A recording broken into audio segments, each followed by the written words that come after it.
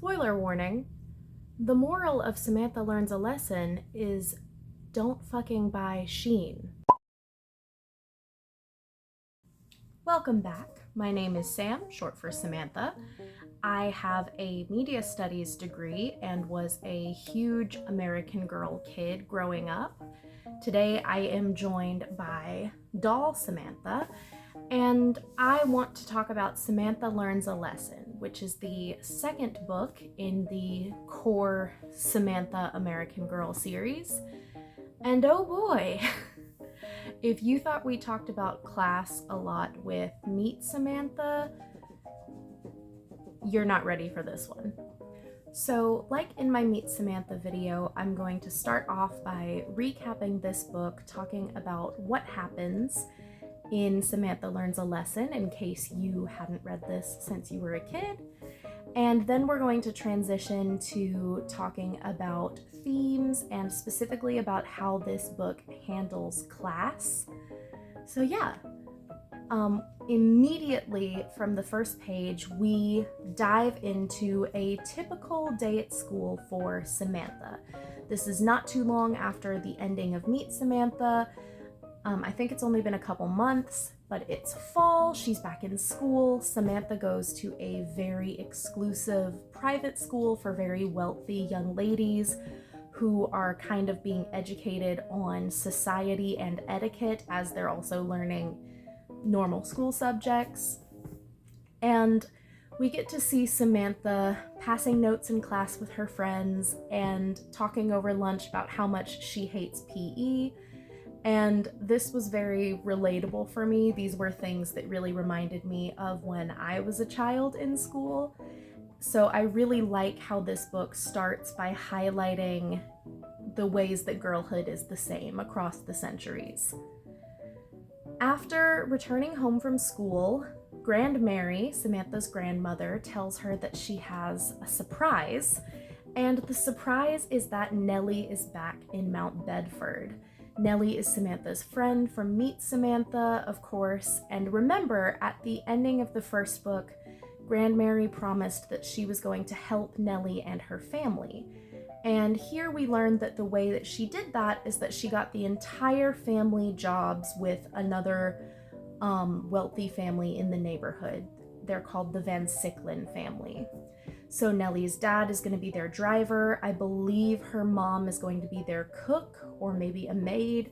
And then Nelly and her two younger sisters are going to be working as maids.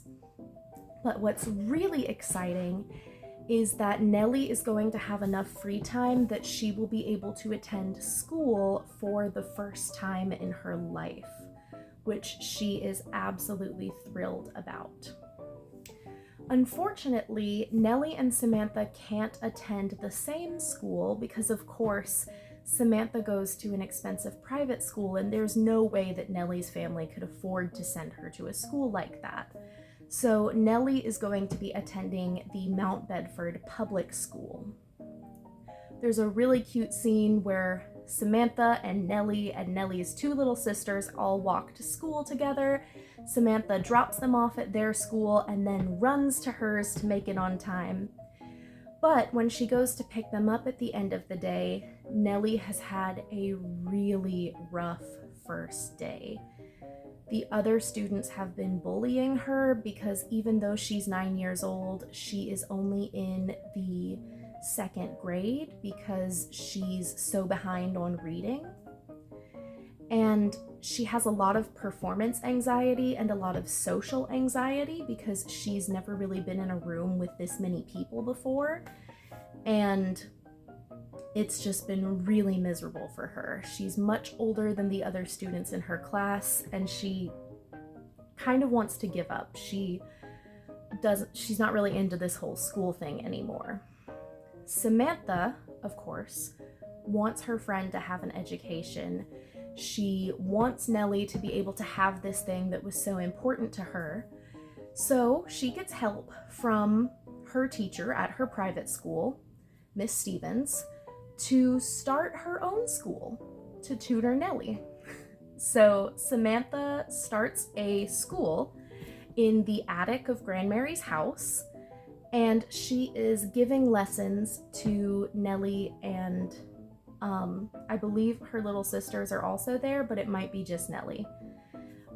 And basically, Samantha is tutoring Nelly to help her move up to a more age-appropriate grade level. They're trying to improve her reading so that she can move up to the 3rd grade. A few days later, Samantha's school announces a speech contest. All of the girls are being asked to give a speech on progress, and the 2 girls who have the best speeches will be competing in a sort of finals competition with the winners from other schools in the area. As they're going home from school on the day that this contest is announced, Edith Edelton, who is kind of the mean girl in Samantha's class, bullies Nelly for being poor and for having to work at 9 years old. And we can see that this really affects Nelly, even though Samantha's kind of trying to support her. Samantha continues to tutor Nelly and to help her improve her reading. And at the same time, she's having these conversations with all of the adults in her life and asking them what progress means to them. She's trying to find ideas about what to give her speech on. As she is going around quizzing all of the servants and asking them about progress, she overhears Grandmary having a conversation with some of the other women in the neighborhood, including Mrs. Ryland, who is Nelly's former employer. And it's very clear that the other women in the neighborhood do not approve of Samantha being allowed to hang out with Nelly. And although Grandmary defends Samantha's decision to spend time with Nelly, she does so in a way that really doesn't sit right with Samantha. It really becomes clear that Grandmary does not see Samantha and Nelly as equals. Samantha decides that she's going to write her speech on factories, which have allowed things like cloth and thread and other goods to be produced much faster and as a result sold much cheaper than was ever possible before.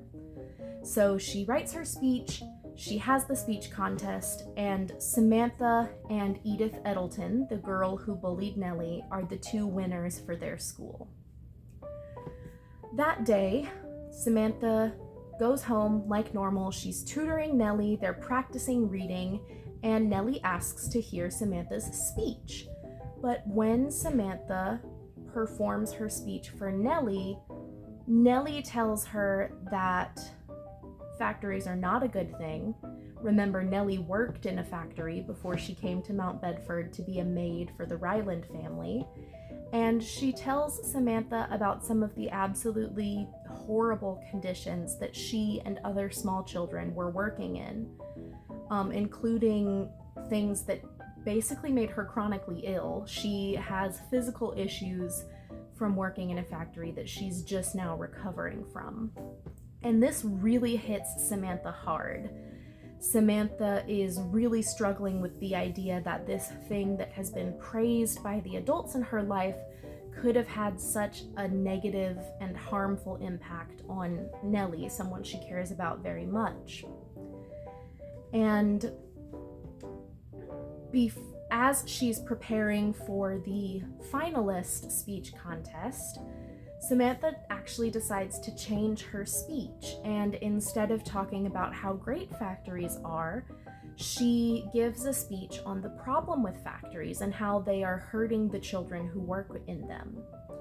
And she wins the speech contest, and the final chapter tells us that Nelly has successfully moved up to the 3rd grade, all of the tutoring has paid off, and it ends on kind of a lighthearted, happy note.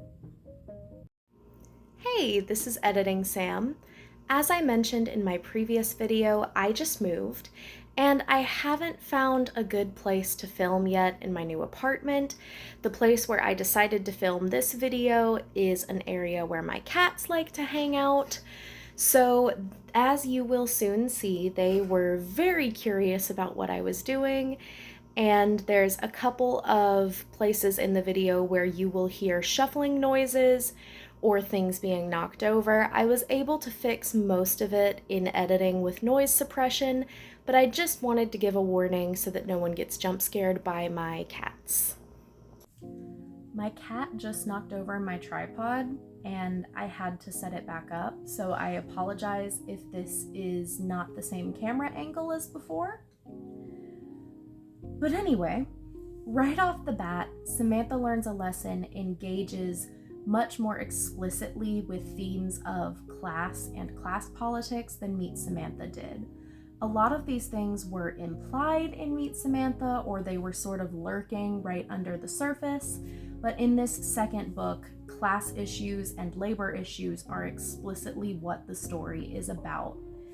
And this starts pretty much immediately. We learn that Grandmary has used her wealth and her privilege and her connections to other wealthy, privileged families to find a new job for Nelly and her parents and her little sisters. One of the little sisters, I think, is like 6, and she's also working, just so you know. And I think this is really interesting, and I think there's a lot to unpack here, because on one hand, it is unusually compassionate for an older woman of means at this time that Grandmary is willing to put so much effort into helping this family. This is genuinely a very kind thing that she's doing, and she seems to be doing it because on some level she thinks that it's the right thing to do to use her wealth to help people who are less privileged than her. On the other hand, Grandmary definitely has the financial means to just instantly fix all of this family's problems. We learn in a later book that Grandmary actually owns multiple houses, some of which are only used for a few weeks out of the year.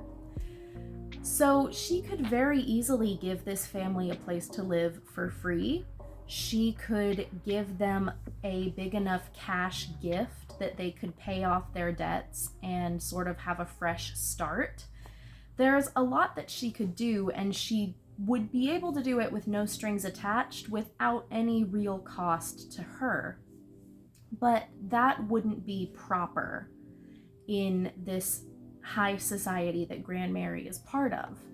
So instead, she uses her connections to find employment for this family, to quote unquote give them the means to help themselves. And this is still something we see today with this sort of pull yourself up by your bootstraps mentality, especially in the United States. There's this idea that if people are able to work, everything else will fall into place as long as you're willing to work hard.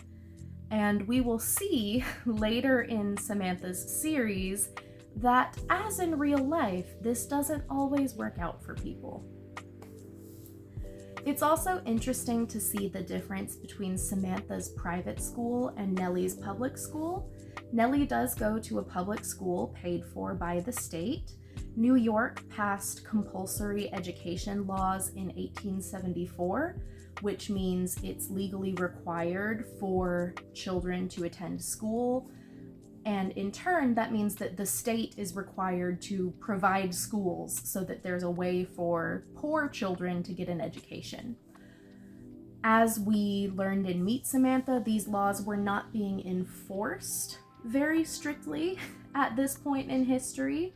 And especially in big cities like New York City, a lot of children were not in school because they were working.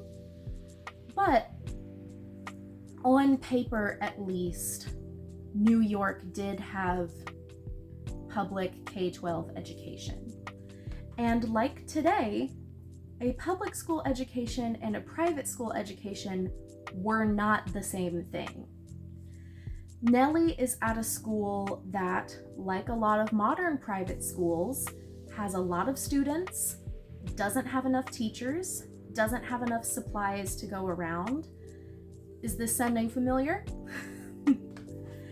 Samantha, on the other hand, goes to a school with very small class sizes.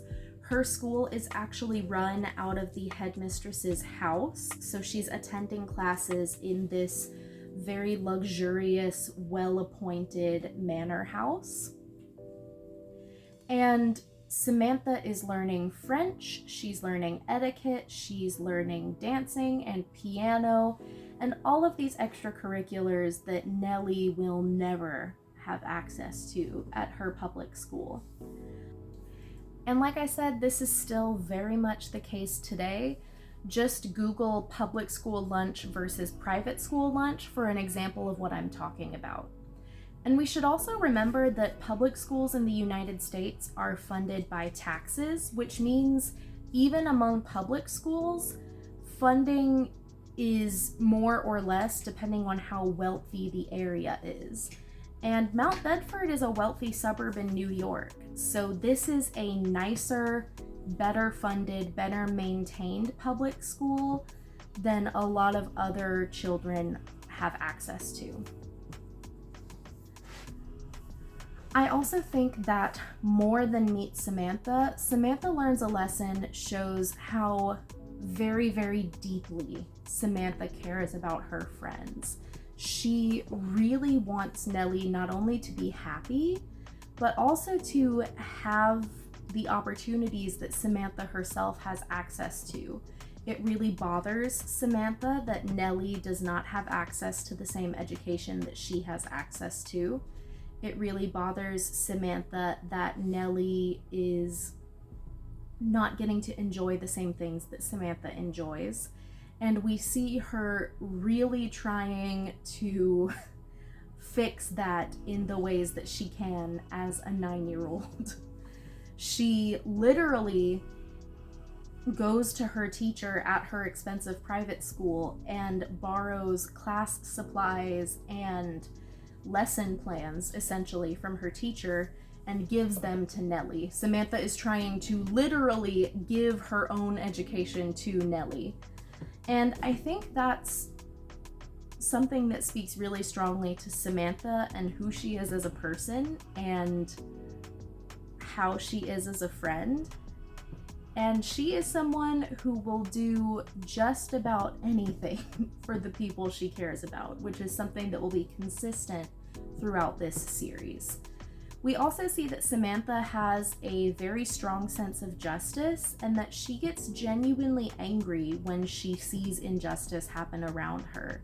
She is angry that the children at Nelly's school are bullying her. She's angry that people think that she and Nelly shouldn't be friends. And she's even angry at Grandmary because Grandmary sees their friendship more as charity than as a genuine connection. And she's right. Samantha should be angry. These are good things to be angry about. But I think it's very telling that even as young as she is, oh no. I think it's very telling that even as young as she is able to sense that these things aren't right and wants to do what she can to fix them. We also get Nelly as a secondary point of view character in this book, which I absolutely love. I love Nelly's point of view here. I think having her as a point of view character rather than just as a side character gives us a lot more of a sense for her personality. And we get to see a little bit more of who Nelly is in this book as well. We learn that she is a little bit shy. She's a little bit self-conscious, especially about the fact that she is a maid in this rich family's house. But she's also very, very intelligent. This is something that Samantha notices, and that is explicitly stated in the book. Nelly is very smart, and that's part of the reason that it's so frustrating that she's having a hard time at school, because it's not like she doesn't have the potential to be a top student. She just hasn't had the opportunity before. There's a great scene where Samantha is trying to tutor Nelly for the first time, and of course Nelly is struggling with reading and writing because those are things that she doesn't have much experience with. But when Samantha tries to teach her about mathematics, she quickly learns that Nelly is incredibly good with numbers because that's what she's used to. Nelly shares that she used to do all of the shopping for her family. So not only did she have to handle money, but she had to talk to different shopkeepers, keep track of their prices, compare which prices were better, and make her parents' paychecks from the factory stretch for the entire budget. So again, Nelly is super smart, and I think this book does a really good job of showing that you can struggle in school and still be really, really intelligent. Which, side note, as someone with ADHD and a reading disability, I super resonated with.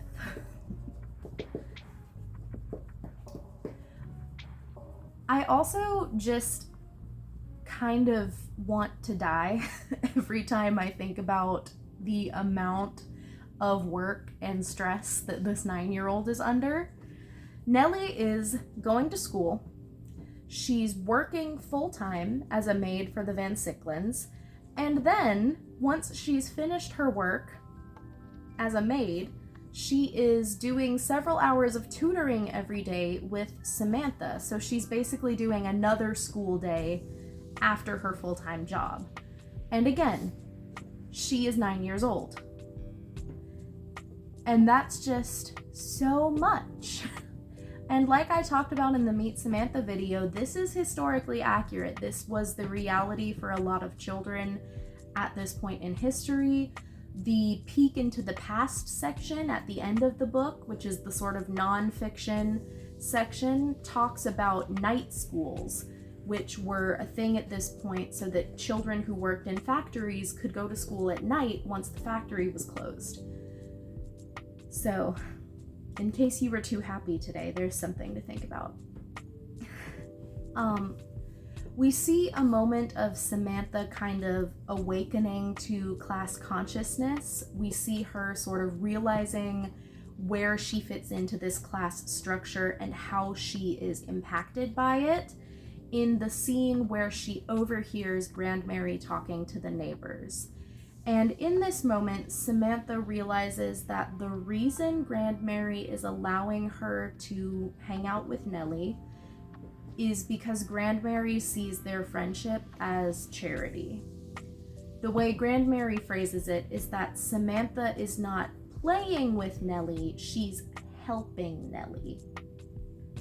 So Grandmary does not see these two girls as equals. And again, that really bothers Samantha, and I think that moment makes her aware of class divisions in a way that nothing else in the series quite has so far. And a lot of this still feels very relevant today. Samantha is really wrapped up in the convenience of factories and how quickly things are available and how cheaply they're available. And isn't it awesome that thread only costs 2 cents now when it used to be so much more expensive? And isn't it wonderful that we can make a bolt of fabric so much faster than we used to when we had to weave it by hand? And it doesn't occur to her that this convenience might come at a human cost. It doesn't occur to her that there might be a trade-off until Nelly has to break it to her that, you know, the reason that these things are so cheap and are available so quickly is because costs are being cut in other places, specifically in wages and taking care of workers to make it that way. And unfortunately, this still feels very relevant in the age of fast fashion and Shein hauls and Temu. This is maybe not the reality as much in the United States, although there's still a huge issue with undocumented workers being paid under the table to work in unfit conditions even here. But for a lot of people around the world, especially people who are making goods for these fast fashion or fast consumer model companies, this is still kind of their reality and their daily life. So I think as we're talking about this book and about progressive era labor politics more generally, we need to remember that this is not something that lives in the past. This is still very much an issue for a lot of people today. And at the end of this book, we get to see Samantha use her privilege and her platform. Literally, she's on a platform, on a stage to give her speech, to draw attention to the issues faced by Nelly and other working class girls like her. And this mirrors the real life political landscape at this time in history, with these wealthy suffragists and labor activists who kind of didn't have anything to do with their time because they were so privileged. They didn't have to do housework. They didn't have kids yet. If they did have kids, they had servants who were raising their kids for them. And a lot of women took all of that free time and turned to activism, specifically advocating for child labor reform and for women's suffrage. I think Samantha is very much part of that cultural movement, and we see her sort of stepping into that here. And for a lot of people at this point, it wasn't a priority for them to listen to the people directly affected or to give those people a seat at the decision-making table. I think in this book, Samantha really learns the importance of own voices, of listening to the people who are impacted by an issue. But she is encountering this issue that activists still face today, which is that people with more privilege have a bigger platform. Because Samantha is from a quote-unquote good family, because she's well educated, because she's good at public speaking, because she's a conventionally attractive white girl, she is going to do better at talking about these things and getting people to listen to her than somebody like Nelly is. Somebody who has a noticeable accent, or who isn't white, or who doesn't have the education or the background that Samantha has, would have a much harder time getting people to take them seriously if they tried to talk about this. Hello. This is Rosemary. This is not the cat who knocked my camera over. That was her son. So I think while Samantha is starting to realize how important it is to listen to the people on the ground who are affected by these issues, she's also really wrestling with the fact that other people listen to her more than they listen to those people. And that's still something that we deal with today when we try to talk about political issues, and it's not a question that has easy answers. The last thing I want to talk about today is Grandmary, because I think this book gives us a lot more insight into who Grandmary is as a person. And she is a very, very interesting character. I don't know that I like Grandmary as a person, but I really love her as a character. I think she is very complicated, and I think she's a character with a lot of depth to her, and I am just fascinated with the little tidbits of her past and her personality that we get throughout this series. So first I want to talk about Grandmary's age. How old is Grandmary? The American Girl Wiki says that she was born in the 1840s, So she would be in her late 50s or possibly in her early 60s at this point, which feels a little bit old, if I'm being honest, to have a granddaughter Samantha's age, but I guess maybe she had kids later, or maybe Lydia was her younger daughter. Word of God, American Girl has said that she is in her late 50s at this point. And another question I want to ask is, what are Grand Mary's politics? Because she seems on the surface to be very conservative, and later in the series, she is set up as this kind of stereotypical conservative older person, but I'm not sure that that's actually the truth, at least not completely. I think that Grand Mary is very aware that she's navigating a very conservative society. I think she's very aware that the people around her are conservative and that is shaping their ideas of what is proper or what is right for someone like Grand Mary to do. But I don't know how much of that Grand Mary actually believes deep down inside. So when Samantha asks Grand Mary about progress, Grand Mary says that change doesn't always mean progress, which sounds very conservative. On the other hand, she readily admits that a lot of these new inventions have made life much easier for her servants, and she says that like it's a good thing. She says that like she cares about the people who works for them and is glad that their jobs are easier. Which brings me to my next point. Grand Mary and Samantha are way more familiar with their servants than is the norm at this point in history. And you could argue that this is because the books are written in the 1980s, and by the 1980s, children knew that servants were not second-class citizens, and it would have been weird to write a book with a protagonist who doesn't really see her family's household staff as people. But it's also actually explicitly stated within the books that Grand Mary is a very different kind of employer.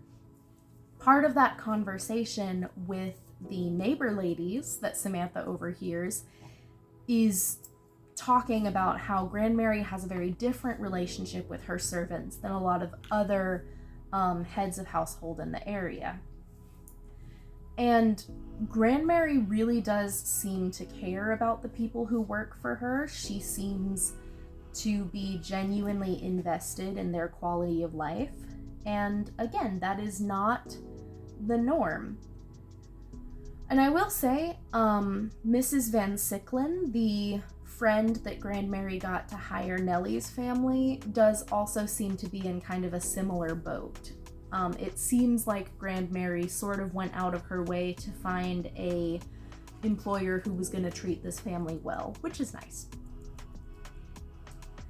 So on page 40, we learn a little bit more about Grand Mary's beliefs, and I'm just going to read this because I feel like it gives us a lot of insight. They're talking about Nelly and her siblings here. "They are poor, of course," answered Grand Mary, "but I have always found them as clean as any children and surprisingly well-mannered." Grand Mary's back was very straight. Samantha recognized the frosty look in her eye that should have warned the visitors to be careful, but the visitors were too busy to notice. Then Mrs. Ryland asked, "Do you really think it's wise to let Samantha spend so much time with them?" "I believe Samantha is doing them a great deal of good," said Grand Mary, "and it is our duty to do good where we can." She set her teacup down. "Would you care for more tea, ladies?" she asked in a voice that was more polite than friendly. So again, Grand Mary seems to be someone who genuinely believes that because of her wealth and her privilege, she has a responsibility to help other people where she can. She also is someone who is deeply ingrained in a kind of conservative social environment. She is someone who cares very much about doing things the proper way and about her social reputation and what people think of her. And I think that's really Grandmary's biggest flaw, is that she is so concerned about what is proper.